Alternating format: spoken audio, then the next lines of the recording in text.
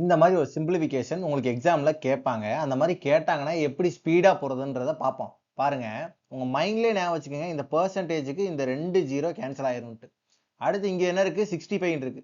இங்க என்ன இருக்கு? 12 இருக்கு. இந்த 65 என்ன பண்ணுங்க? இன்டு 2 பண்ணிக்கங்க. டபுள் பண்ணிக்கங்க. டபுள் பண்ணீங்கன்னா என்ன ஆச்சு? 130. இந்த 12 என்ன பண்ணிருங்க? டிவைடட் பை 2 பண்ணிருங்க. ஒரு சைடு ஒரே நம்பரால மல்டிபிள் பண்ணி அதே நம்பரால டிவைட் பண்ணா நமக்கு வேல்யூ சேஞ்ச் ஆகாது. அதனால இப்படி பண்ணிக்கிறோம். இப்படி பார்த்தோம்னா ஈஸியா இருக்கும் டக்குன்னு. 130 இன்ட்டு 6 உங்களுக்கு ஈஸியா ஆன்சர் தெரியும் 780. அடுத்து அதே மாதிரி இப்போ ஸ்பீடா அதை ட்ரை பண்ணுங்க. பர்சன்டேஜ் கேன்சல், இது கேன்சல். அடுத்து இதை டபுள் பண்ணீங்கன்னா எவ்வளோ ஆச்சு? 110. இதை பாதி ஆக்குனீங்கன்னா என்னாச்சு? 8. அப்போ ஆன்சர் என்னது? 880.